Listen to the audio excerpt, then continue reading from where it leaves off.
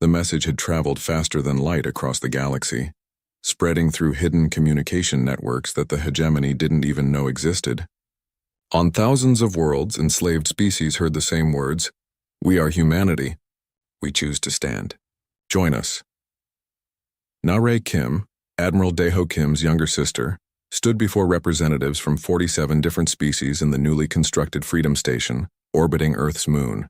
As humanity's first galactic diplomat, she faced the enormous challenge of uniting beings who had never worked together as equals. "We are not here to replace the hegemony with human rule," she told the assembled delegates. "We are here to build something that has never existed, a truly free alliance of independent species."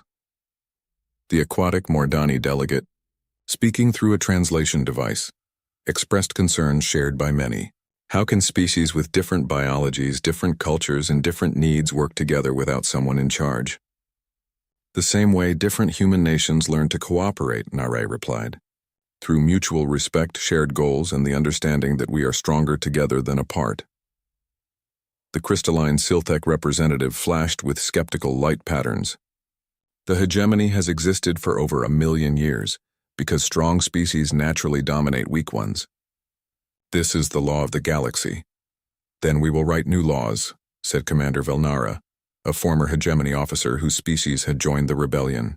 "The humans have shown us that strength comes from cooperation, not domination." While diplomats worked to build the Free Species Alliance, human scientists and engineers were pushing the boundaries of what was possible.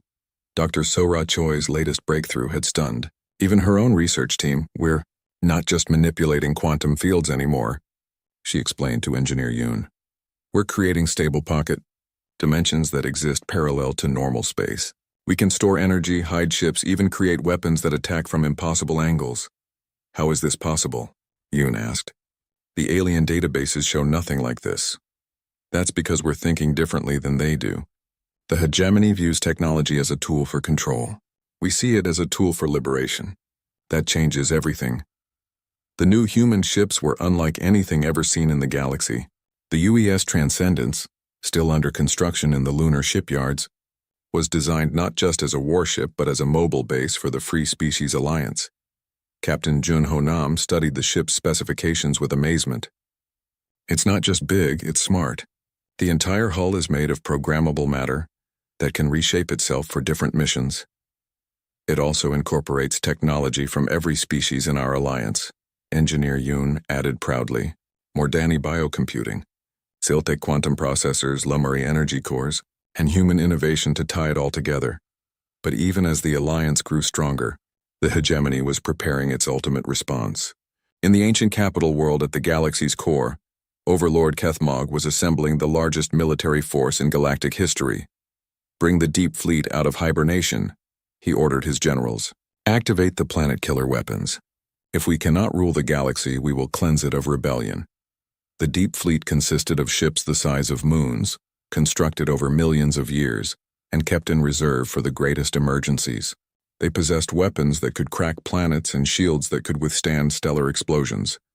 War Commander Threxnall, despite his previous failures, was given command of the fleet's vanguard. "You will proceed directly to the human homeworld," Kethmog told him. "Destroy everything. Leave no trace that rebellion ever existed." On Earth, long-range sensors detected the massive energy signatures moving through space toward the solar system. The fleet was so large that it bent space-time around itself, creating gravitational waves that could be measured from light-years away.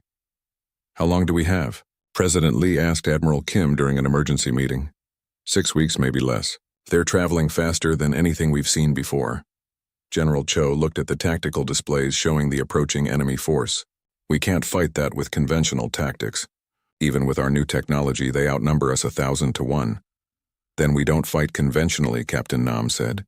"We've been thinking too small. This isn't just about defending Earth anymore. It's about liberating the entire galaxy." Dr. Park had been analyzing intelligence reports from across hegemony space. "The rebellions are spreading faster than they can suppress them. Over 300 species are now in open revolt, but they're not coordinated, and many are being crushed individually."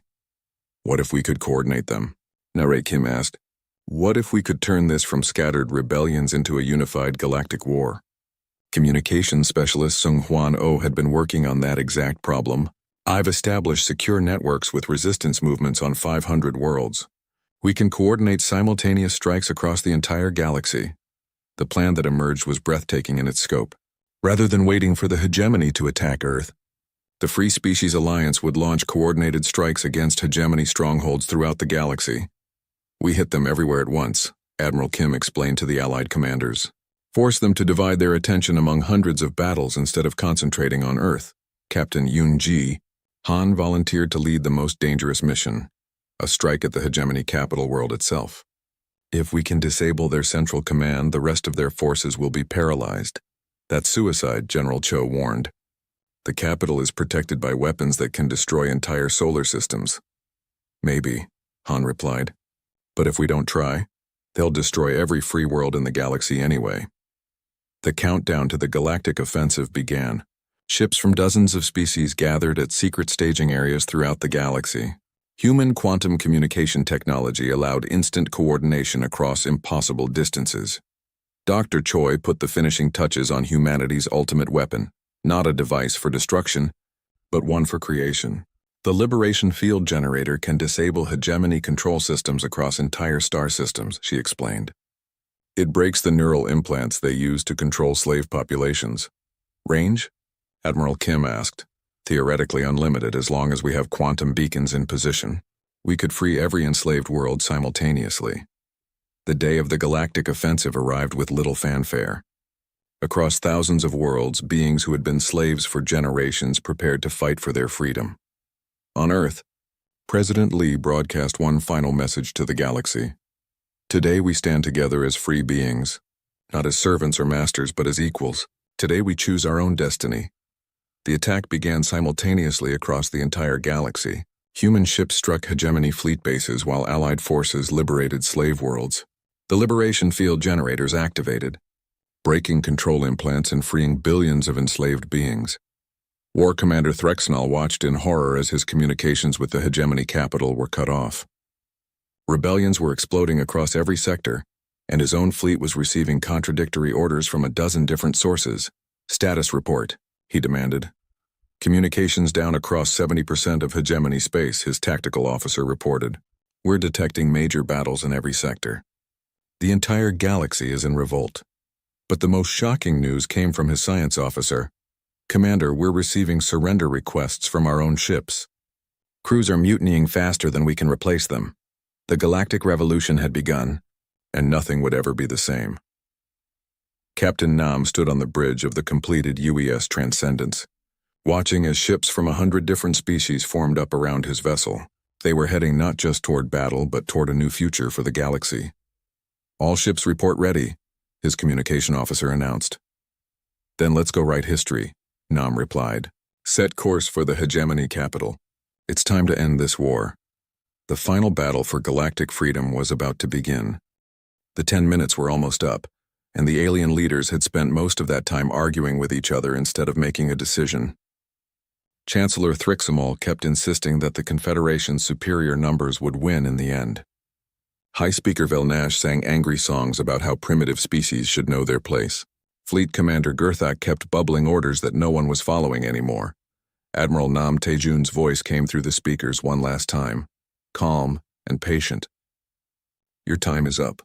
Since you chose not to surrender, we'll have to show you what humans brought to these peace talks. The first shot came from Captain Yoon Seo-won's destroyer, Incheon's blade. But it was not the kind of attack the aliens expected. Instead of energy beams or plasma bolts, the human ship fired what looked like simple metal rods. They moved so fast they were almost invisible. And when they hit the alien cruiser Eternal Dominion, something impossible happened. The massive alien warship, protected by energy shields that had never failed before, simply stopped working.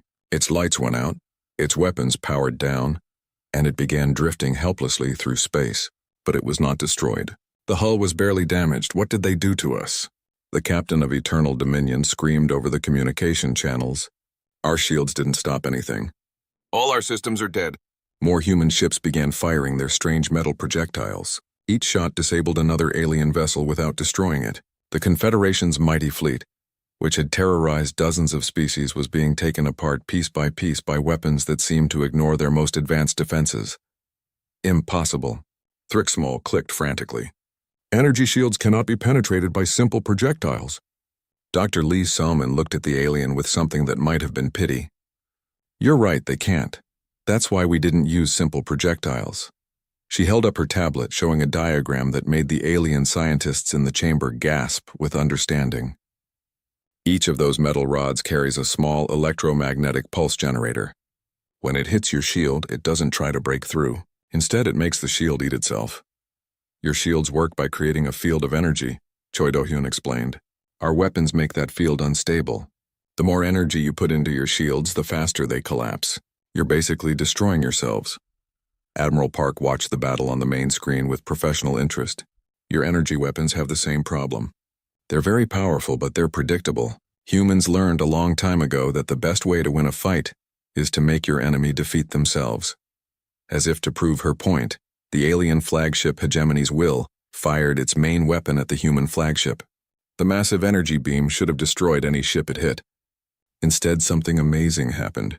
The human ship's hull began to glow as it absorbed the energy.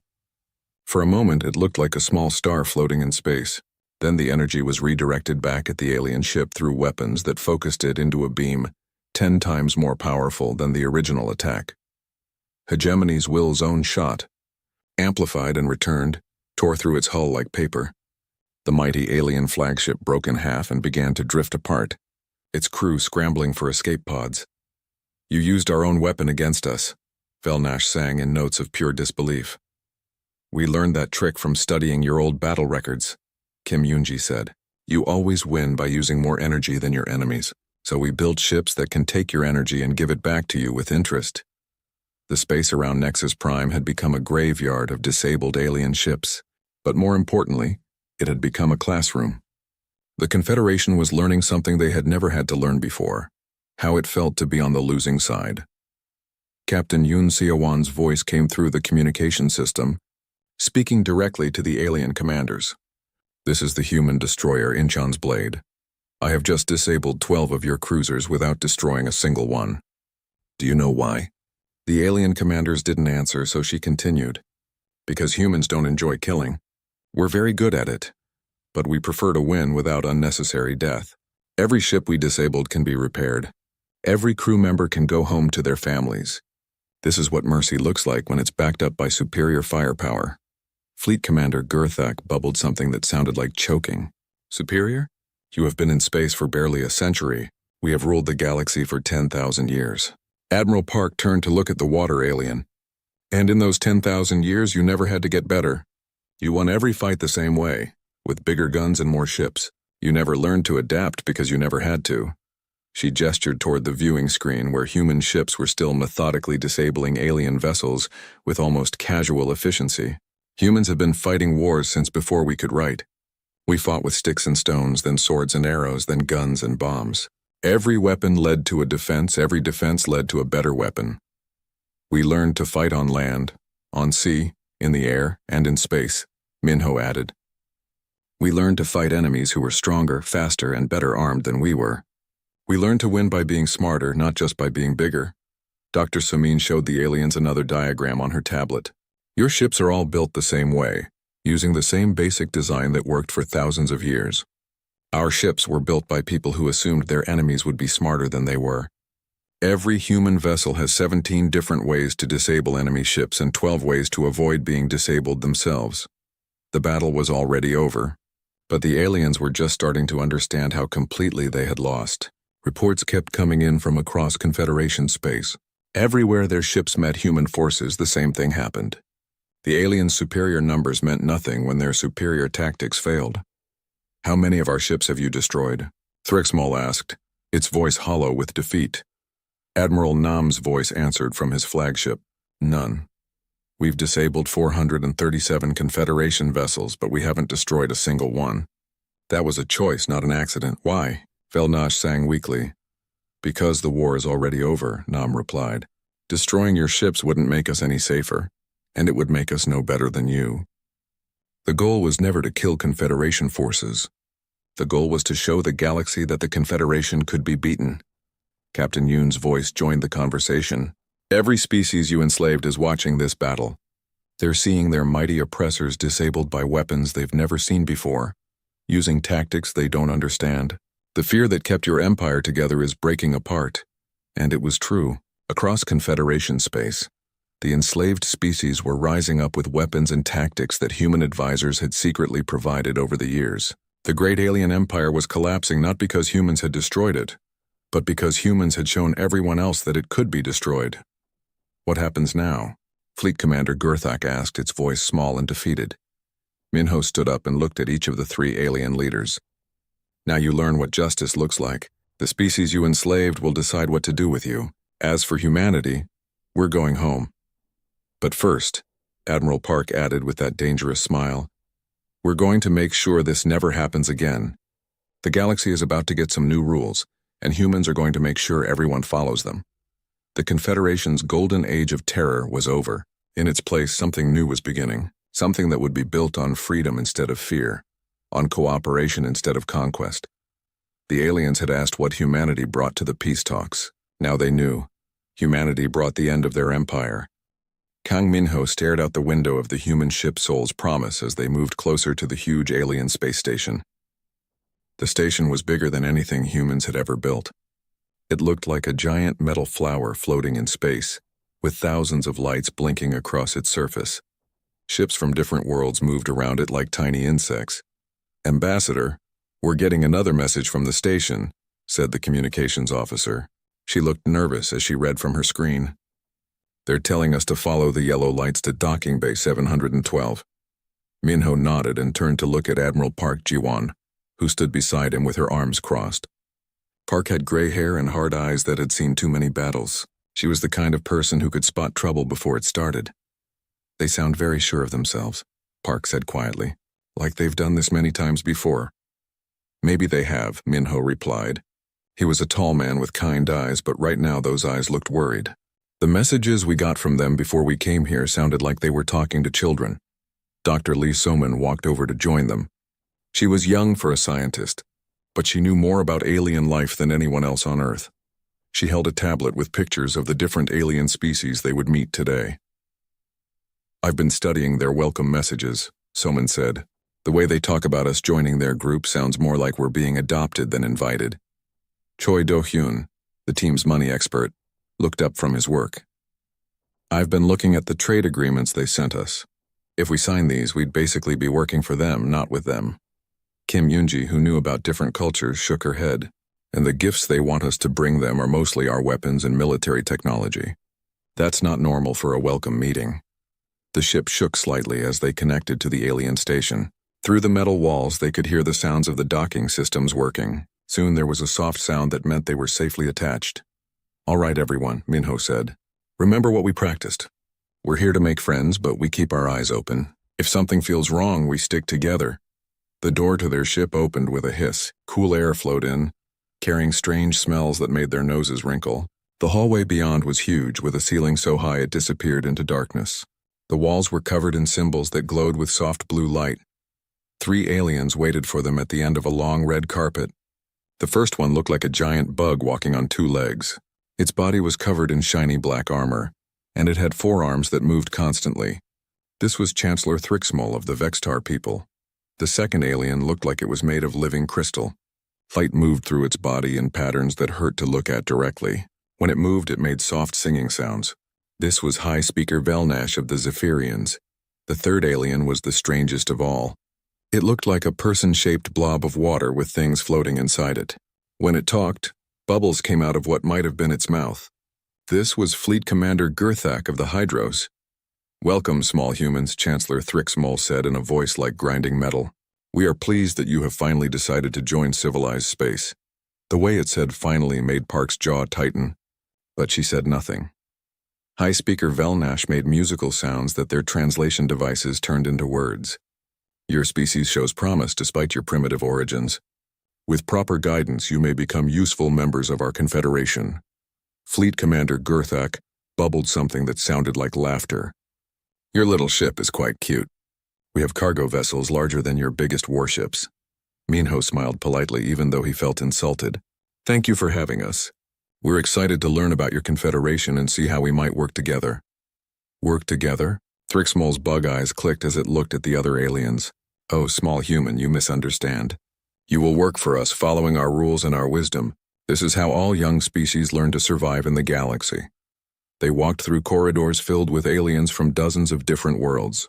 Most of them looked down at the humans with expressions that seemed to say the humans were nothing special. Some pointed and made sounds that might have been laughter. Salmon quietly took pictures with a hidden camera, recording everything she saw. The alien technology looked impressive, but she noticed it was all based on the same basic ideas. Their ships used energy weapons and force fields, just like in old human movies. Do-hyun watched the aliens trade with each other. He saw that some species carried heavy loads while others just gave orders. It reminded him of old stories about masters and slaves. Yoonji listened to the aliens talk among themselves. Even though the translation machines were supposed to change their words into human language, she could tell from their tone that they were not talking about humans as equals. They reached a huge room with windows that showed the stars outside. The ceiling was so high that clouds floated near the top.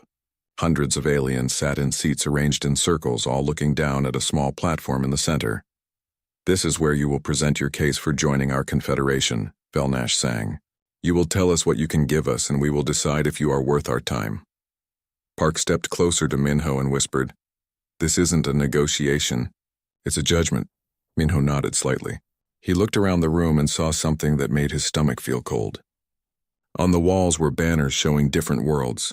Some of the banners were torn or burned. When he asked about them, Gerthak bubbled with what sounded like satisfaction.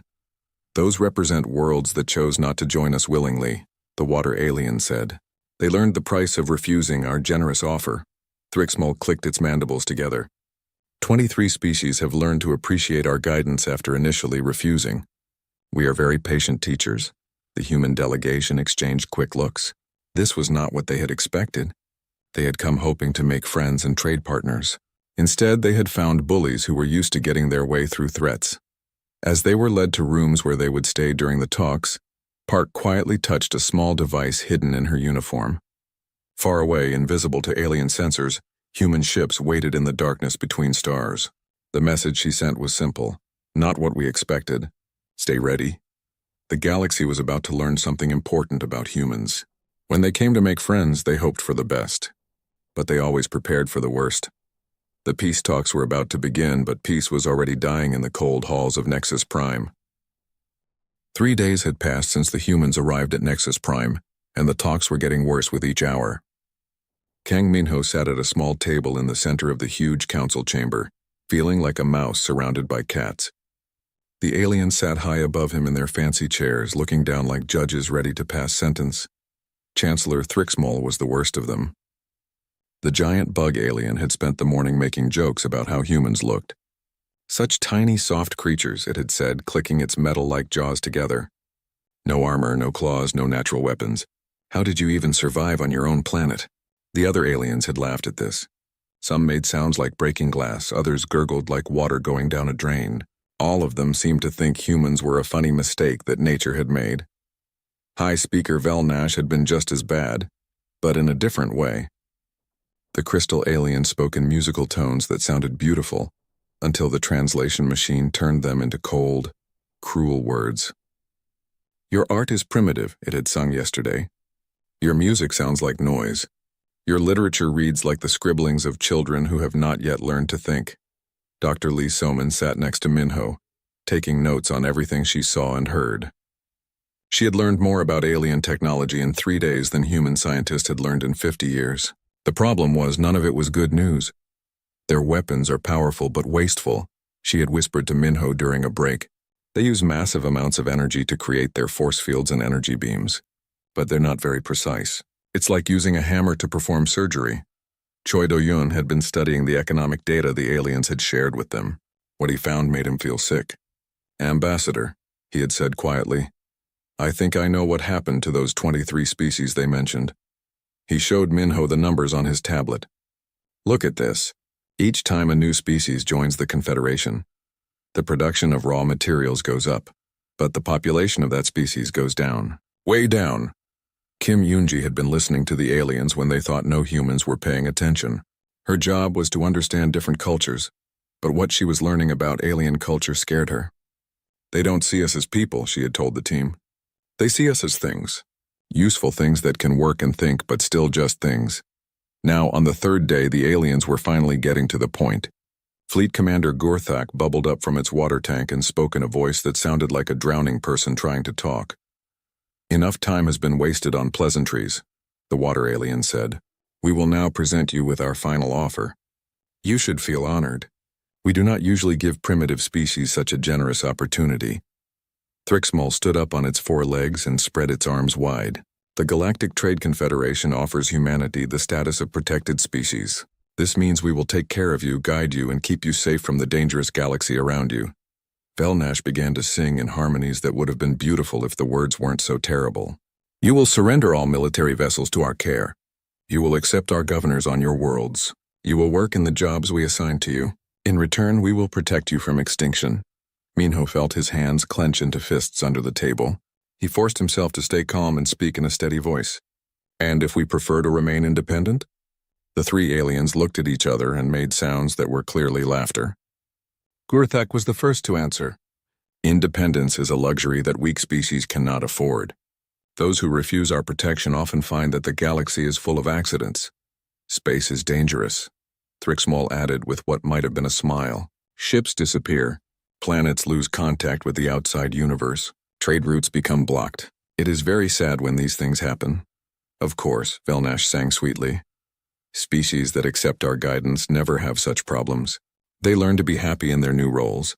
The Gorvani were fighters once, always causing trouble. Now they are excellent miners. The Kelthera used to build starships. Now they grow food for the rest of us. Everyone finds their proper place eventually. Soman had been quietly recording everything with her hidden devices. During another break, she pulled Yunji aside and showed her something on her tablet. I managed to hack into their communication system, she whispered. Look at this. On the screen were messages between alien commanders. Yunji read them and felt her blood turn cold. The aliens weren't just planning to control humanity. They were planning to break them completely, just like they had done to those other 23 species. They call it the integration process, Soman explained. First, they take away the weapons and leaders. Then they separate families and move people to different worlds. After a few generations, the species forgets it was ever free. Yunji looked at the messages more carefully. And look at this part. They're already arguing about which alien group gets to control which human worlds. They've divided up Earth like it's a prize they've already won. When the talks resumed, Minho knew what he had to do. The aliens were waiting for his answer, clearly expecting him to bow down and accept their offer. Instead, he stood up and looked each of them in their alien eyes. The people of Earth thank you for your offer, he said in a clear, strong voice. But we must decline. Humanity chooses to remain free and independent. The silence that followed was like the moment before thunder. Then all 3 aliens began making noise at once. Thrixmol clicked and hissed angrily. Velnash made sounds like breaking crystal. Gurthak bubbled so hard that water splashed out of its tank. Foolish mammals. Thrixmol finally managed to say, You do not understand what you are refusing. This galaxy does not tolerate chaos. Order must be maintained. Gurthak's voice became dangerous and cold. We have been patient with you because you are young and stupid. But our patience has limits. Accept our protection. Or learn why the other species eventually came to beg for it. Velnash stopped making music and spoke in a voice like ice breaking. You have 1 day to reconsider. After that, we will begin teaching you the same lessons we taught the others. I promise you will not enjoy the learning process. As the human delegation was escorted back to their quarters by armed alien guards, Admiral Park Jiwon walked close to Minho. That went about as well as expected, she said quietly. Are our people ready? Minho asked without moving his lips. Park touched the hidden communicator in her uniform again. They've been ready since the moment we docked. The aliens think they're the teachers, but they're about to become students.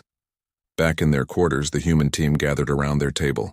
Outside their windows, they could see alien warships moving into position around their small diplomatic vessel. The aliens thought they had the humans trapped. They had no idea that the humans had come to these talks prepared for exactly this moment. Earth's best military minds had spent years studying every piece of alien communication they could intercept. They knew what kind of species they were dealing with, and they had planned accordingly.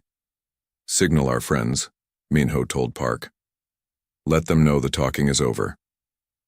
Far away in the darkness of space, invisible to alien sensors, Admiral Nam Tae-jun received the message aboard his flagship. He smiled grimly and turned to his crew. "All ships prepare for Operation Galaxy's Wake. It's time to show these bullies what humans really brought to their peace talks." The pretending was over. The moment Minho finished saying humanity would stay free, everything changed in the Great Council chamber. The aliens stopped trying to look friendly, and their real faces showed through. Chancellor Thrixmol made a sound like metal tearing, and suddenly the chamber was full of alien soldiers. They came from hidden doors in the walls, carrying weapons that glowed with deadly energy. The bug-like soldiers moved fast on their many legs, surrounding the human delegation in seconds. "Seize them," Thrixmol ordered, its voice now full of hate instead of fake politeness. "These primitive mammals need to learn what happens when they refuse the generous offer of the Confederation." High Speaker Velnash sang a harsh song that made the air itself seem to buzz with danger. How foolish they are. Do they think their tiny ship and handful of people can stand against the might of 1,000 worlds? Fleet Commander Gurthak rose higher in its water tank, bubbles streaming from what passed for its mouth. "I will enjoy watching their little vessel burn. Perhaps when their home world sees the wreckage, they will be more reasonable." The alien soldiers pointed their weapons at the humans, but Admiral Park Ji-won did not look afraid. Instead, she smiled in a way that made some of the soldiers take a step back. It was not a nice smile. It was the smile of someone who had been waiting for this moment. "You know," Park said calmly, "you aliens talk too much. You've been so busy showing off that you missed something important. What could primitives like you possibly teach us?"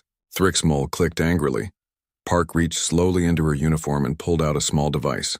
The alien soldiers tensed, ready to shoot, but she just held it up so everyone could see. "We didn't come here alone." She pressed a button on the device. At first, nothing seemed to happen. The aliens looked confused. Some of them started to laugh again, thinking the human device was broken or useless. Then the lights went out.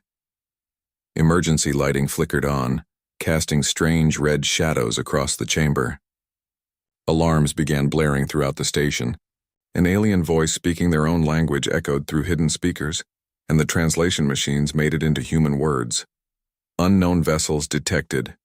Multiple contacts appearing throughout the system. Dr. Lee Soman stood up and looked directly at the three alien leaders. "You wanted to know what humans brought to these peace talks? We brought friends." On the huge viewing screens around the chamber, space outside the station began to change. Ships appeared out of nowhere, as if they had been invisible and suddenly decided to show themselves. At first there were just a few, but then more and more became visible.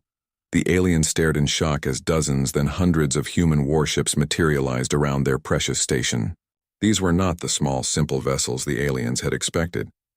These were sleek, dangerous-looking ships that had been hiding right under alien noses. "Impossible," Velnash sang in notes that sounded like breaking glass. "Our sensors showed only your single diplomatic ship." Kim Yoonji smiled at the crystal alien. "Your sensors showed exactly what we wanted them to show. Humans are very good at hiding things when we need to." Choi Do-yun looked at his tablet, which was now showing him data from the human fleet. 37 battle cruisers, 85 destroyers, 42 support vessels, and one very large flagship that I don't think you're going to like very much. The main viewing screen changed to show the human flagship as it moved closer to the alien station. It was enormous, bigger than most of the alien warships, but it moved with a grace that made it look alive. Along its hull, weapons ports were opening like the eyes of some great beast waking from sleep. A new voice came through the communication system, speaking in clear human language. "Nexus Prime, this is Admiral Nam Tae-jun of the Earth Defense Fleet, commanding the flagship Busan's Fury. You are holding our diplomatic team against their will. Release them immediately." Fleet Commander Gurthak bubbled frantically at its communication officers. "How many ships do they have? Where did they come from?" The answer came back in panicked alien voices. "Sir, we count over 200 human vessels. They were hidden by some kind of technology we've never seen before. They appeared all throughout our defensive perimeter simultaneously." Thrixmol was no longer clicking with amusement. "This is impossible. Your species has never left your home system before. You cannot have such a fleet." Minho stood up, and now it was his turn to smile. You're right, we've never left our home system before. But that doesn't mean we haven't been busy. Did you think we would come to meet you without preparing first? Preparing for what? Felnash demanded, though its musical voice now had notes of fear in it. For this, Admiral Park said simply, for the moment when we discovered that the Great Galactic Trade Confederation was nothing but a gang of bullies who enslave anyone too weak to fight back.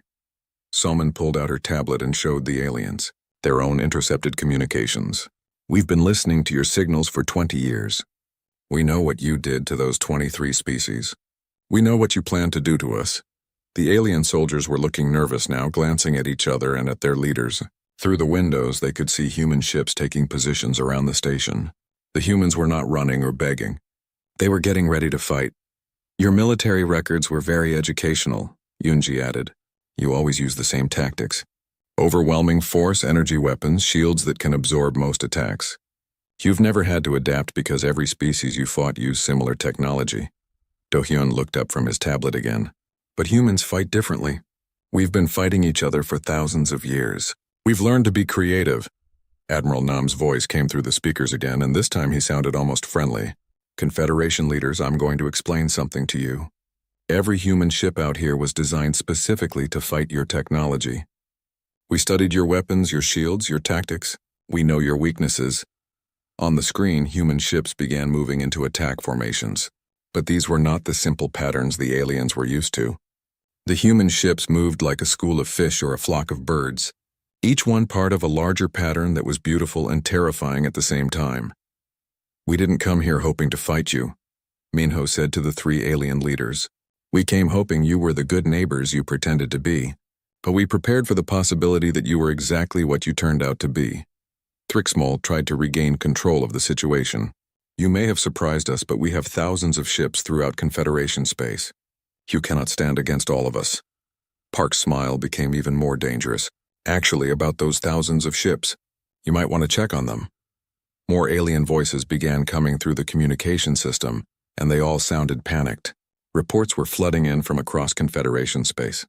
The enslaved species that the aliens thought they had broken were rising up. Weapons caches that had been hidden for years were being opened. Ships that should have been carrying cargo were suddenly revealing themselves as warships. The 23 species you enslaved, Soman said quietly. They never forgot what freedom felt like. They were just waiting for someone to show them that the Confederation could be beaten. We've been in contact with their resistance groups for years. The great alien empire was crumbling, and it had taken less than an hour. The Confederation's strength had always been based on fear and the belief that resistance was hopeless. Once that belief was shattered, everything else fell apart. Admiral Nam's voice came through the speakers one final time. Confederation leaders, you have 10 minutes to release our diplomatic team and surrender your weapons. After that, we start showing you what human weapons can do to your pretty station. The galaxy was about to learn that when humans said they came in peace, they meant it. But when peace failed, humans came prepared for war.